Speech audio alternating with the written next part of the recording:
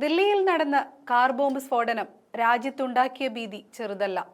രാജ്യത്തെ പാവപ്പെട്ട മനുഷ്യജീവനുകൾക്ക് ഒരു വിലയുമില്ലാത്ത രീതിയിൽ ആഭ്യന്തര സംവിധാനം തകർന്നിരിക്കുകയാണ്.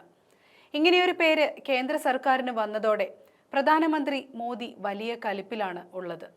രാജ്യത്തിന്റെ ഏറ്റവും പ്രധാനപ്പെട്ട തന്ത്രപ്രധാന മേഖല രാജ്യം സ്വാതന്ത്ര്യം കൈനീട്ടി സ്വീകരിക്കുകയും ഇപ്പോഴും ആ സ്വാതന്ത്ര്യ ദിനവും റിപ്പബ്ലിക് ദിനവും അടക്കം രാജ്യം ആഘോഷിക്കുകയും ചെയ്യുന്ന ചെങ്കോട്ട. ആ ചെങ്കോട്ടയ്ക്ക് മുന്നിൽ ഒരു ഉറുമ്പ് പോലും പറക്കണമെങ്കിൽ രാജ്യത്തിന്റെ രഹസ്യാന്വേഷണ വിഭാഗം അറിയണമെന്നത് രാജ്യത്തിന്റെ ഏറ്റവും വലിയ ഉത്തരവാദിത്തമാണ് എന്നിരിക്കെ തീവ്രവാദികൾ വന്ന് ചെങ്കോട്ടയുടെ മുന്നിൽ കാറും കൊണ്ടുവന്ന് അതിൽ ബോംബ് വെച്ച് തകർത്ത് കുറെ പേരെ കൊന്നുകളയുകയും കുറെ പേരെ ആശുപത്രിയിലാക്കുകയും ഒക്കെ ചെയ്തത്. രാജ്യത്ത് നിന്നും തീവ്രവാദത്തെ എന്നേക്കുമായി ഇല്ലാതാക്കാൻ വേണ്ടി രാഷ്ട്രീയ കക്ഷിഭേദമന്യേ എല്ലാവരും ഒന്നായി നിൽക്കുകയാണ്. തീവ്രവാദത്തെ ഇല്ലായ്മ ചെയ്യാൻ ആദ്യം പിന്തുണ അറിയിച്ചത് കോൺഗ്രസ് നേതൃത്വമാണ്.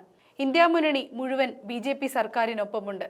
പക്ഷേ ഈ നിമിഷം വരെ തീവ്രവാദികൾക്കെതിരെ ഒരു നടപടിയും എടുത്തിട്ടില്ല എന്നുള്ളതാണ് സത്യം. സ്ഫോടനത്തിന്റെ പശ്ചാത്തലത്തിൽ ചെങ്കോട്ട പ്രദേശത്ത് നിയന്ത്രണങ്ങൾ കർശനമാക്കി എന്നാണ് കേന്ദ്രം അറിയിച്ചിരിക്കുന്നത്. ചാവേർ ഭീകരാക്രമണ സാധ്യതയാണ് പോലീസ് പരിശോധിക്കുന്നത്. അപകടം നടന്ന സ്ഥലം തെളിവ് ശേഖരണത്തിന്റെ ഭാഗമായി വെള്ള കർട്ടൻ കൊണ്ട് മൂടിയിട്ടുണ്ട്. സ്ഫോടനം കാരണം റോഡിൽ കുഴിയൊന്നും ഉണ്ടായിട്ടില്ല. മരിച്ചവരുടെ ശരീരത്തിൽ ചീളുകൾ കയറിയതായി കാണുന്നില്ലെന്നും പോലീസ് വൃത്തങ്ങൾ അറിയിച്ചു.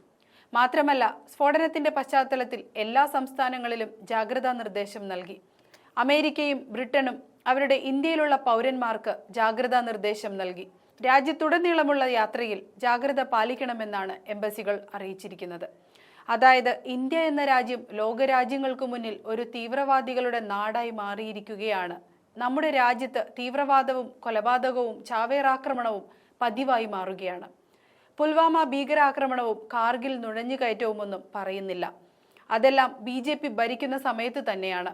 അതിനെല്ലാം അപ്പുറത്ത് 6 മാസം മുൻപ് നടന്ന കാശ്മീർ പഹൽഗാമ ഭീകരാക്രമണത്തിന്റെ ചോര ഉണങ്ങിയിട്ടില്ല.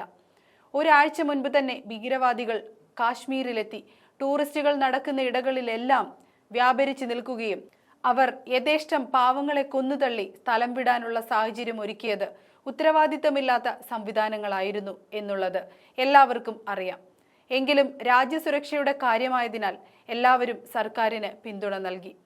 ഓപ്പറേഷൻ സിന്ദൂർ എന്ന പേരിൽ യുദ്ധം നടത്തിയപ്പോൾ നമ്മൾ എല്ലാവരും അതിനെ പുകഴ്ത്തിപ്പാടി. അതിന്റെ പോരായ്മകളെ ആരും പറഞ്ഞില്ല. കാരണം അത് നമ്മുടെ രാജ്യത്തെ ഓർത്ത്.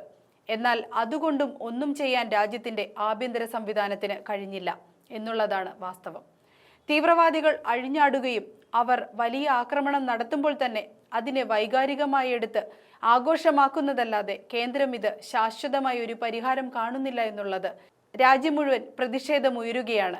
പാവപ്പെട്ട ഭർത്താക്കന്മാരെ കൊന്നുതള്ളി ഭാര്യമാരെ വിധവയാക്കിയവർക്കെതിരെ എന്ത് നടപടി സ്വീകരിച്ചു എന്ന ചോദ്യം ഉയരുകയും നടപടി എടുത്തിരുന്നുവെങ്കിൽ മൂക്കിന് താഴെ ചെങ്കോട്ടയിൽ ഇത്രയും വലിയ ആക്രമണം ഉണ്ടാകുമായിരുന്നില്ലെന്നും അഭിപ്രായമുയർന്നു കഴിഞ്ഞു. അത് പൊതുജനങ്ങൾക്ക് മാത്രമല്ല, BJPയിൽ നിന്ന് തന്നെ, പ്രത്യേകിച്ച് RSS അടക്കമുള്ളവർ പറയുന്ന സ്ഥിതിക്ക് മോദിക്ക് ഭരണത്തിൽ കളങ്കം വരാൻ സാധ്യതയേറിയിരിക്കുന്നു. അവിടെയാണ് അമിത്ഷായിൽ നിന്നും ആഭ്യന്തരം എടുത്തുമാറ്റുമെന്ന തരത്തിലേക്ക് ചർച്ചകൾ എത്തി നിൽക്കുന്നത്.